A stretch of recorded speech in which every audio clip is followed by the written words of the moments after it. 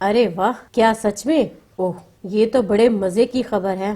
جلدی سے بتاؤ، پھر کیا سوچا تم نے؟ اور دیکھو، اگر آج کل اسٹڈیز کی وجہ سے سوچنے کا وقت نہیں تو ٹینشن مت لینا، بس فون اٹھاؤ اور سیدھے عامل فلوس بھلر کو ملاؤ، تمہیں جٹ اس کا سلوشن مل جائے گا۔ تمہارے لیے مبارک رہے گا یا منحوس، فوراً پتہ چل جائے گا، ہے نا؟ کہو اچھا مشورہ دیا ہے نا؟ شازمہ حسب معمول ضرور اپنی کسی سہیلی سے بات کر رہی تھی، مجھے اس کے الفاظ نے چونکا دیا تھا۔ سکرین پر سے نظر ہٹا کر اسے دیکھا، وہ اب ہنستے ہوئے اس طرف کی بات سن رہی تھی۔ کچھ ہی فاصلے پر بیٹھی بوا جی کے تیکھے چتون بھی اسے ہی حصار میں لیے ہوئے تھے۔ یقیناً ان کے لیے بھی اس کا دیا گیا مشورہ اچنبھے کا باعث بنا تھا، اور میرا یہ اندازہ غلط نہیں تھا۔ کچھ ہی دیر میں اس کے کال ڈراپ کرتے ہی انہوں نے اسے آڑے ہاتھوں لیا تھا۔ یہ کس سے بات کر رہی تھیں تم؟ اور یہ کیا الٹے سیدھے مشورے دے رہی تھیں؟ کس کا نام لیا تھا تم نے؟ عامل پل؟ وہ اٹک کر رہ گئیں۔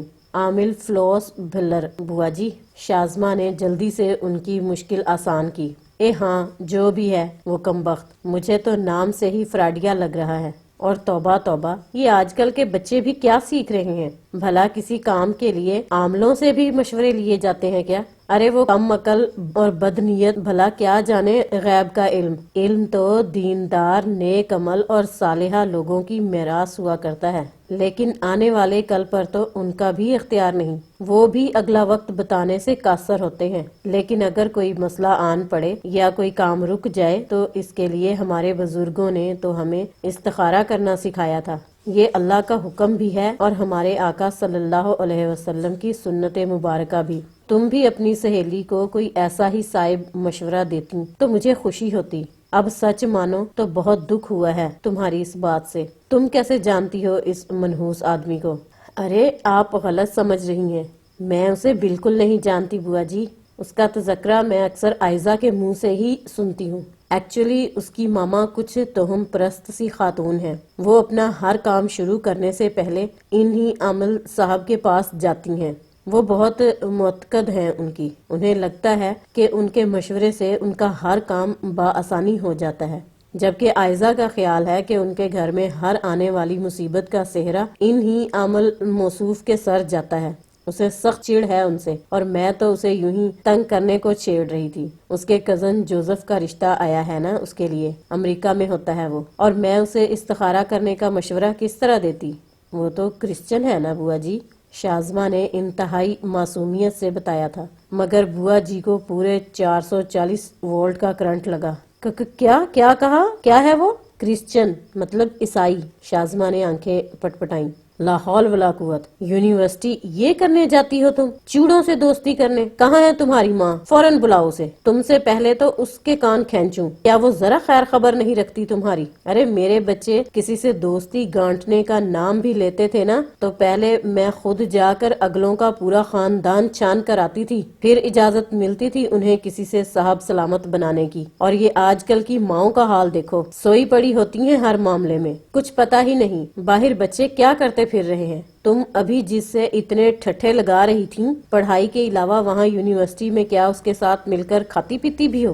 جی بالکل، اور ہم تو… اور بوا جی نے اسے مزید بولنے ہی نہ دیا، جھڑک کر بولی، ہائے ہائے، پرے ہٹو لڑکی اور کان کھول کر سن لو، آئندہ خبردار جو میرے لیے اپنے ہاتھوں سے کچھ کھانے پینے کو لائیں۔ حد ہو گئی، حد تو واقعی ہی ہو گئی ہے بوا جی، آپ نے تو حیران کر دیا ہے مجھے۔ یہ کس طرح کی باتیں کر رہی ہیں؟ آپ تو 5 وقت کی نمازی ہیں، قرآن پاک کی باقاعدہ تلاوت کرتی ہیں، اور پھر بھی ایسا رویہ؟ ہمارا مذہب تو ہمیں دوسرے تمام مذاہب کے لوگوں کے ساتھ حسن سلوک کرنا سکھاتا ہے، اور ہماری تعلیم بھی ہمیں یہی سکھاتی ہے۔ آپ کو پتہ ہے ہماری یونی میں ہزاروں کی تعداد میں طلبہ اور طالبات پڑھتے ہیں، جن میں سب کے سب مسلمان ہی نہیں ہیں، بلکہ وہاں ہندو، عیسائی، سکھ اور بھی کئی مذاہب کے ماننے والے ہیں، اور ہم سب ایک دوسرے کا احترام کرتے ہیں۔ ہم نے کبھی کسی سے تفرقہ نہیں رکھا، بلکہ ہمیں تو ہمارے ٹیچر نے ہی گروپس میں تقسیم کر رکھا ہے تاکہ ہمیں ایک دوسرے کا احساس رہے اور ہم پڑھائی میں ایک دوسرے کی مدد بھی کر سکیں۔ وہاں ہم کسی کو اس نظر سے نہیں دیکھتے کہ وہ کون ہے، وہاں ہم سب ایک جیسے انسان ہوتے ہیں۔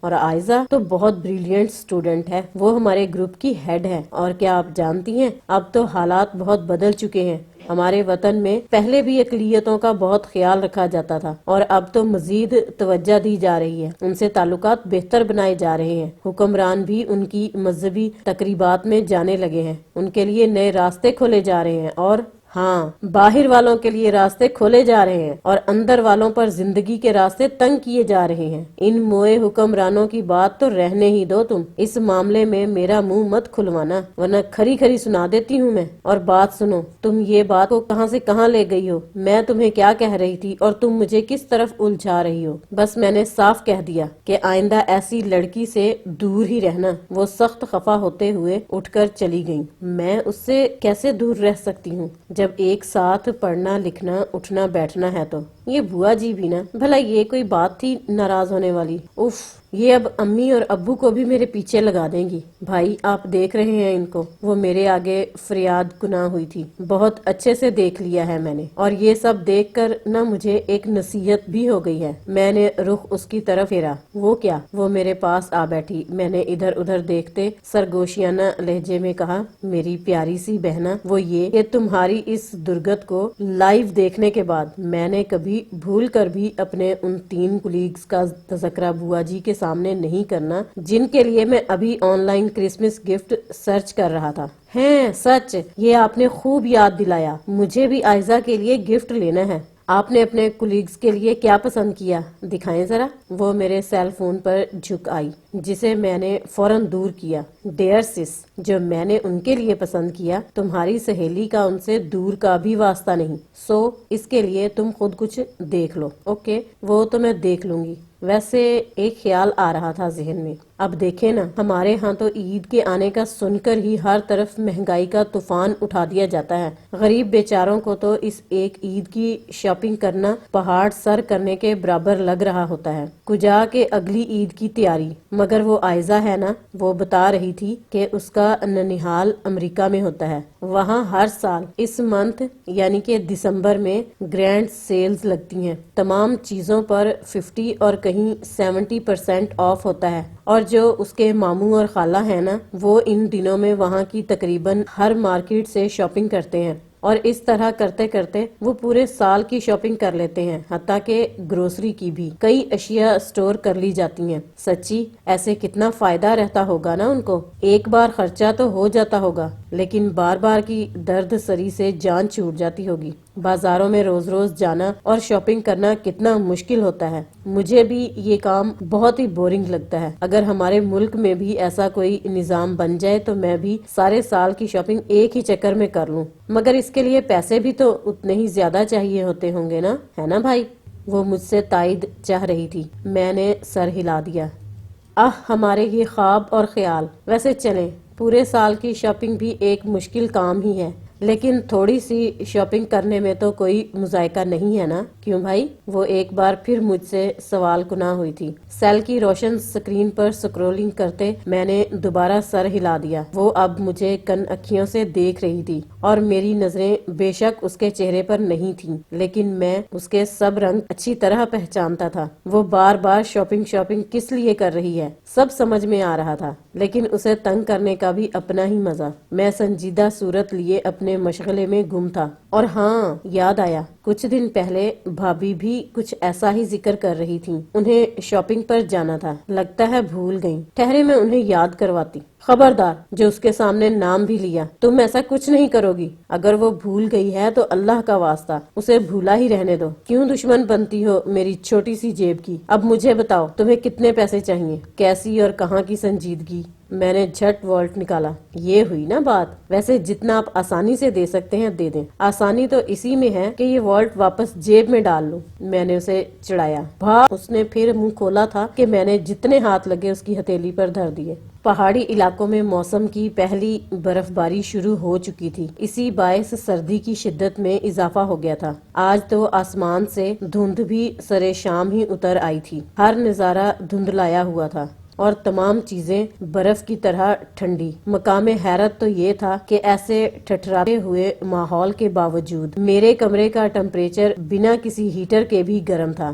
फौरी तो समझ ही ना सका, मगर जब जोजा माथे पर बल डाले, मुंह फुलाए, यहाँ वहाँ खामखा की चक फेरियां काटते हुए उठापटक भी करती रही, तो समझने में कतन दुश्वारी ना रही कि असल में तो मजाजे यार गरम है। ये जो मुझ तक लपटें आ रही हैं, सब इसी का शाखसाना है। लेकिन उसका मूड इस बुरी तरह ऑफ क्यों है? उससे ये पूछने का मतलब तो वही है जो मेरे सब शादीशुदा बहन भाई जानते होंगे कि ऐसे वक्त में आपका निस्फे बेहतर कैसा रिएक्ट कर सकता है। और मैं ठहरा एक मासूम इंसान। हर शरीफ आदमी की तरह मुझे भी बीवी के गुस्से से डर लगता है। सो बेहतरी इसी में थी कि चुपचाप मुंह सर लपेट कर बिस्तर में दुबक जाऊं। और मैं यही करने को था कि वो सब छोड़ छाड़ धप से मेरे पास आन बैठी। मैं जबरदस्ती होंठ फैलाकर मुस्कुरा दिया। माशाल्लाह, आज बहुत प्यारी लग रही हो।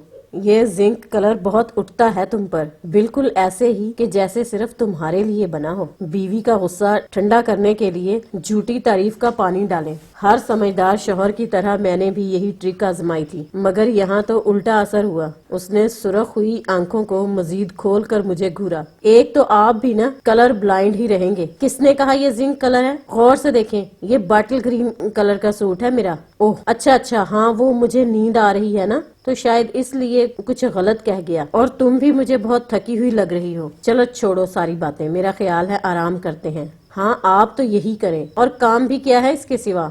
सुबह के मुंह अंधेरे ऑफिस चले गए, शाम को घर आए, खाया पिया, आराम किया, रात पड़ी, सो गए। यही तो जिंदगी है। और बस मैं तो जैसे इस कमरे का फालतू सामान हूँ, जिसकी आपको फिक्र है ना परवाह। मुझ पर जो भी बीत जाए आपकी बला से। अरे, ये कैसा इल्जाम है मुझ नाचीज पर? कब तुमसे गफलत बरती है मैंने? किस दिन परवाह नहीं की? मेरे इस कमरे में सबसे ज्यादा कीमती और अनमोल सिर्फ तुम हो। अपनी जान से ज्यादा अजीज रखता हूँ तुम्हें, और कमाल है तुम ही गिला कर रही हो। दिस इज नॉट फेयर यार। तुम्हें अच्छी तरह पता है तुम क्या हो मेरे लिए, और फिर भी ऐसा शिकवा तुम्हारे मुंह से कुछ जचता नहीं। मेरा कसूर क्या है पहले ये तो बताओ मलका लिया, फिर कोई दफा लगाना मुझ पर। मैं तो जज्बाती हो गया उसके अल्फाज पे, और वो तो पहले ही इस कैफियत में घिरी हुई थी।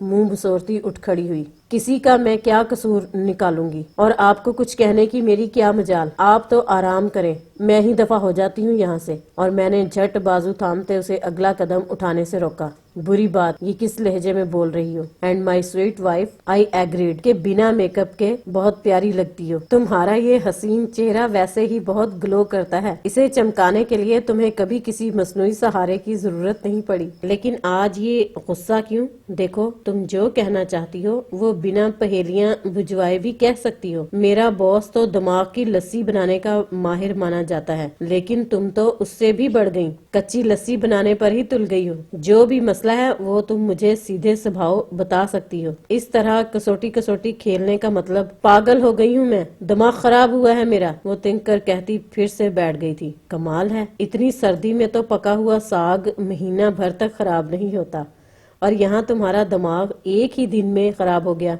सुबह तो भली चंगी छोड़ कर गया था मैं तुम्हें। ये मेरे आते आते प्लीज समसाम, अगर आपने इसी तरह मजाक ही उड़ाना है मेरा, तो फिर बेहतर यही है कि आप आराम ही कर लें और छोड़े मेरा हाथ। वो रो देने को थी, उठने को पर तोले मैंने इस बार भी कोशिश नाकाम बना दी। अच्छा चलो, अब कुछ नहीं बोलता मैं। तुम कहो जो बात तुम्हें परेशान किए हुए है। क्या हुआ है? किसी ने कुछ कहा है तुमसे?